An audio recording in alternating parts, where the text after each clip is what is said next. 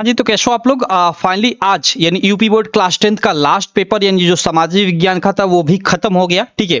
और देखो सामाजिक विज्ञान का ये एक पेपर लड़के ने भेजा है आज, जो अभी अभी हुआ है आपका, जिसका कोड है 825 IX, ठीक है। इसके अलावा आपका जो भी कोड हो, आप अभी स्क्रीन पे आपको जो नंबर दिखाई दे रहा है ना, इस नंबर पे अच्छे से PDF बनाकर या फोटो अच्छे से लेकर भेज देना। आज के सारे पेपर सेट का मैं सॉल्यूशन करूंगा, क्योंकि अब आगे तो कोई आपका पेपर नहीं है, तो आपको भी टेंशन नहीं है और मुझे भी कोई टेंशन नहीं है, ठीक है। तो आप भेजना। चलो इस पूरे के पूरे पेपर को मैं आपको सॉल्व कराता हूँ। 825 ये IX वाला जो कोड है, मुझे नहीं पता ये किस जिले का पेपर सेट है, लेकिन जिस भी जिले का हो आप देख लो। और बाकी आपके एग्जाम में ये पेपर नहीं आया था तो भी आप देख सकते हो कैसा आपका पेपर आया था। ये आपका एनालिसिस भी मैं करा देता हूँ। ये कोड वाला कोड क्या है? 825 IX। और बाकी आप अपना पेपर सेट जरूर भेजना मेरे भाई, जो आपको नीचे नंबर दिखाई दे रहा है उस पे। और बाकी अगर आपका आर्ट सब्जेक्ट था ना, कला आर्ट सब्जेक्ट था, तो आर्ट का किसी भी लड़के ने नहीं भेजा है पेपर, वो भेज देना, जिससे अगले साल के बच्चों के लिए हेल्प हो जाए। मैं मतलब अगले साल के बच्चों के लिए पेपर अभी से रख लूं, जिससे उनको सॉल्व करा सकूं। तो आप आर्ट यानी कला का पेपर दिए थे तो भी भेज देना, ठीक है। चलो इस पेपर को मैं आपको कराता हूं। अभी अभी ये सुबह हुआ है, यानी आपका जो आज 7 मार्च को पेपर है समाज विज्ञान का, वो होकर आया है। चलो देखो यहाँ पहला क्वेश्चन क्या है कि निम्नलिखित में से कौन सा आंदोलन महात्मा गांधी ने नहीं चलाया? कौन सा नहीं चलाया? असहयोग आंदोलन चलाए, सविनय अवज्ञा आंदोलन चलाए, चंपारण आंदोलन तो चलाए ही बिहार में, खिलाफत आंदोलन नहीं चलाए, ठीक है। तो ये आपका ऑप्शन सही हो जाएगा, क्योंकि खिलाफत आंदोलन दो मुस्लिम भाइयों शौकत अली और मोहम्मद अली ने शायद चलाया था, ठीक है। चलो उसके बाद ये इसका कौन नहीं चलाए? तो ये डी वाला आपका ऑप्शन सही हो जाएगा, ये नहीं चलाए। आगे देखो अगला क्वेश्चन, सेकंड नंबर आप लोग देख सकते हो स्क्रीन पे। सेकंड नंबर क्या है कि 1789 में फ्रांस में राष्ट्रवाद की प्रथम अभिव्यक्ति का क्या परिणाम हुआ? भाई यही परिणाम हुआ कि फ्रांस की क्रांति हुई, फ्रांस स्वतंत्र हुआ, ठीक है। फ्रांस की क्रांति या नेपोलियन का उदय, जर्मनी का एकीकरण या निरंकुश राजतंत्र का प्रारंभ? नहीं, अंत होने के कगार पे हुआ। तो ये बोल सकते हैं कि फ्रांस की क्रांति हुई 1789 में, सिंपल, ठीक है। गुलामगिरी के लेखक कितनी बार मैं आपको बता चुका हूं, ठीक है। ये अधिकांश ये पेपर पूरा प्रीवियस ईयर क्वेश्चन पेपर से आया हुआ है, ठीक है। गुलामगिरी के लेखक कौन है भाई? ज्योतिबा फूले, सिंपल, ये पुस्तक है। 1929 में महामंदी का कारण क्या था भाई? कि कृषि क्षेत्र में अत्यधिक उत्पादन हो गया था, जिसके कारण मतलब माल जो था, ठीक है, खरीदने वाला कोई नहीं था, इसलिए महामंदी टाइप की आ गई थी। तो ये हम बोल सकते हैं पहला वाला ऑप्शन, ठीक है। 1944 में ब्रेटन वुड्स, सारा का सारा ये प्रीवियस ईयर क्वेश्चन पेपर से आया हुआ है, ठीक है। अगर आपने 2022 या फिर केवल 2023 का प्रीवियस ईयर क्वेश्चन लगा लिए हो ना, तो ये सारा का सारा उसी में से आया हुआ है। 1944 में अंतर्राष्ट्रीय मुद्रा कोष IMF की स्थापना कहाँ की गई? संयुक्त राज्य अमेरिका में, ठीक है। उसके बाद श्रीलंका, ठीक है। यहाँ पे देखो श्रीलंका में निम्नलिखित में से कौन सा समूह अल्पसंख्यक है, ठीक है। तो यहाँ पे देखो तमिल, ईसाई, सिंहली और मुस्लिम। हमें देखो अल्पसंख्यक, यहाँ पे अल्पसंख्यक बोला जा रहा है, ठीक है। सिंगली तो आई थिंक सबसे कम तो ईसाई ही थे ना, मतलब आई थिंक, ठीक है, सबसे कम ईसाई थे। आप देख लेना, इस क्वेश्चन में मुझे डाउट है, ठीक है। मतलब सबसे कम, यहाँ अल्पसंख्यक मीन्स कम, बहुसंख्यक नहीं, ठीक है। तो यहाँ पे देख लेना, ठीक है। सिंगली तो भाई बहुसंख्यक हो जाएंगे, अधिक हो जाएंगे, तो ये लड़के ने गलत लगाया है। सबसे अधिक जनसंख्या इनकी लगभग 74% थी, ठीक है। चलो उसके बाद तमिलों की, सेकंड पे आपके तमिलों की जनसंख्या थी, ठीक है। और उसके बाद शायद अन्य लोग थे, उसमें शायद ईसाई सबसे कम थे। चलो देख लेना इस क्वेश्चन को। आगे देखते हैं। भारत में, यहाँ पे देखो, भारत में संघीय व्यवस्था है, ठीक है। भारत में संघीय व्यवस्था है क्योंकि यहाँ शक्तियों का विकेंद्रीकरण है, यहाँ शक्तियों का केंद्रीकरण तो बिल्कुल नहीं है। संविधान लचीला है या फिर में से कोई नहीं। तो देखो भारत में संघीय व्यवस्था है क्योंकि यहाँ शक्तियों का विकेंद्रीकरण है। विकेंद्रीकरण कहने का मतलब कि किसी एक व्यक्ति में निहित नहीं है, बल्कि मतलब बहुत सारे व्यक्तियों में फैला हुआ है। तो बिल्कुल ठीक है, ये सही बात है। चलो अगला क्वेश्चन देख सकते हैं, क्वेश्चन नंबर 8 कि निम्नलिखित में से कौन सा संघीय राज्य नहीं है? संघीय राज्य नहीं है तो सिंपल दिल्ली नहीं है भाई, केंद्र शासित प्रदेश है। 9 नंबर प्रश्न है कि निम्नलिखित में से किस व्यवस्था के लिए राजनीतिक दल आवश्यक शर्त है? निम्नलिखित में से किस व्यवस्था के लिए राजनीतिक दल आवश्यक शर्त है? ओके, राजतंत्र, लोकतंत्र, तानाशाही या सत्तावाद? भाई लोकतंत्र के लिए राजनीतिक दल आवश्यक है, ठीक है, क्योंकि लोकतंत्र में तो राजनीतिक दल होते ही हैं। जैसे हम लोग के भारत में अलग अलग राजनीतिक दल कई होते हैं, एक नहीं होना चाहिए, ठीक है। एक होगा तो भाई वो तो तानाशाही हो जाएगा, सिंपल। चलो तो उसके बाद 10 नंबर क्वेश्चन है कि निम्नलिखित में से किसका संबंध लोकतंत्र से नहीं है? लोकतंत्र से नहीं है, जनमत का तो है ही भाई, जनता का एक तरह से बोल सकते हैं। राजनीतिक दल का है ही, वो उत्तरदायी शासन का है, बहुसंख्यों का शासन नहीं, नहीं, ये लोकतंत्र से संबंधित नहीं है।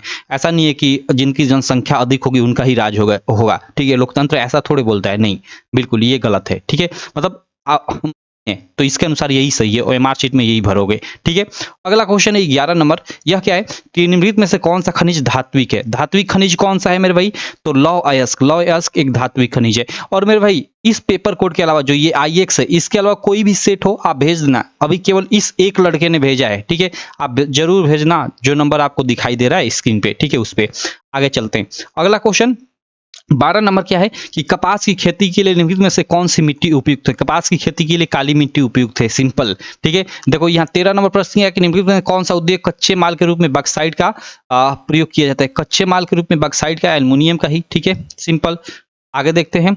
अगला 14 नंबर प्रश्न क्या है? 14 नंबर प्रश्न निम्नलिखित में से किसको सेवा के प्राथमिक क्षेत्र को, द्वितीय क्षेत्र को, तृतीय क्षेत्र को, तो तृतीय क्षेत्र को हम लोग बोल सकते हैं, ठीक है। निम्नलिखित में से किसको सेवा क्षेत्र भी कहते हैं, ठीक है। तृतीय क्षेत्र को हम लोग बोल सकते हैं, ठीक है। चलो आगे देखते हैं।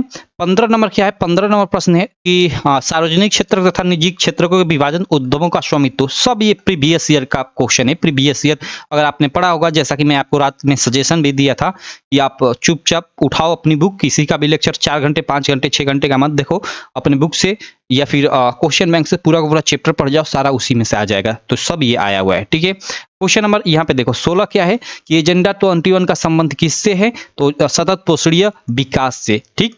अगला क्वेश्चन है उपभोक्ता सुरक्षा अधिनियम 1986, लड़के ने सही लगाया है। शायद इस लड़के का एक क्वेश्चन अभी तक गलत हुआ है, ठीक है। और 18 नंबर बांग्लादेश ग्रामीण बैंक की स्थापना 1970, बिल्कुल सही है, ठीक है। 19 नंबर प्रश्न है निम्नलिखित में से कौन जैव संसाधन लोहा, तांबा, मत्स्य पालन या उद्योग हम लोग यहाँ पे कह सकते हैं, या फिर चट्टाने। तो देखो जैव संसाधन जिनमें जीवन व्याप्त होता है, ठीक है। तो लोहा, तांबा, चट्टानों में तो जीवन व्याप्त नहीं होता है, ठीक है। मत्स्य पालन यानी मछलियों में जीवन व्याप्त होता है। तो ये आपका ऑप्शन सही हो जाएगा। यहाँ ये लड़के ने लगाया, इसका मतलब 2 क्वेश्चन लड़के का गलत, ठीक। उसके बाद यहाँ पे 20 नंबर प्रश्न क्या है? 20 नंबर प्रश्न है कि निम्नलिखित में से किस देश का मानव विकास सूचकांक सर्वोच्च है? बांग्लादेश, पाकिस्तान, नेपाल, श्रीलंका। सही ऑप्शन है आपका श्रीलंका, ठीक। तो ये 20 एमसीक्यू हुए, और 20 एमसीक्यू ये आईएक्स कोड वाला, और ये लड़के ने 18 क्वेश्चन आई थिंक सही किया हुआ है। चलो बाकी यहाँ पे देखो ये आपके अच्छे इसमें भी प्रश्न आए थे, ठीक है। आप आसानी से कर लिए होगे, ऐसे प्रश्न आए थे, मैंने पढ़ा है अभी। तो ये पेपर काफी अच्छा था, इसको मैं छोड़ता हूँ। ये 4 और 6 नंबर वाले प्रश्नों को मैं आपको ये मैप वाले प्रश्नों को भी करा देता हूँ। ये जो आपका मैप वाला प्रश्न है मेरे भाई, ठीक है।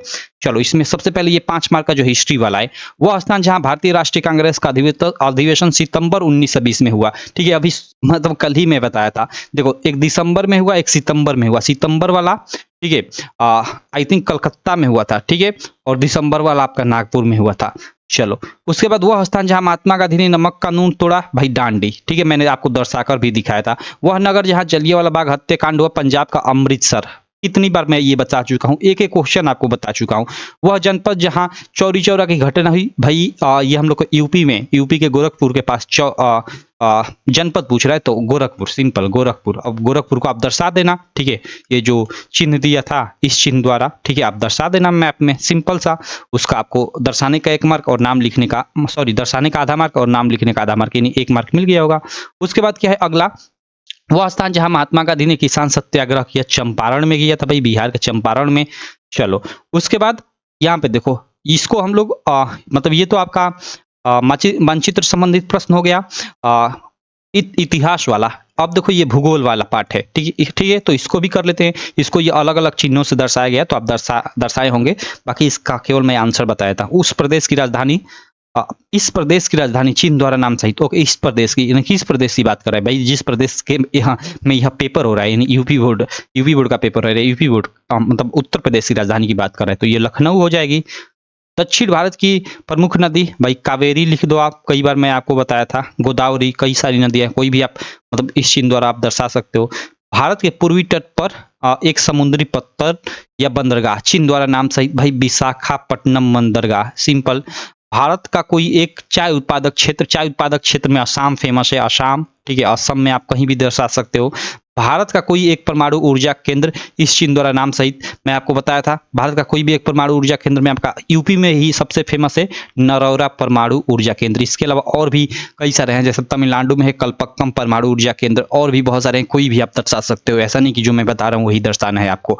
तो ये रहा पूरा पूरा इस पेपर सेट का सोल्यूशन, जो ये आपका IX पेपर सेट था, ठीक है, जो ये 825 IX पेपर सेट था। बाकी इसके अलावा आपका जो भी पेपर सेट हो आप नीचे दिए गए नंबर पे भेज देना। और साथ ही अगर आप कला, ठीक है, आर्ट का भी आपने पेपर दिया था कल, ठीक है, तो मैं रिक्वेस्ट करूंगा कि आप आर्ट यानी कला का पेपर भेज देना, किसी भी लड़के ने नहीं भेजा हुआ है, ठीक है।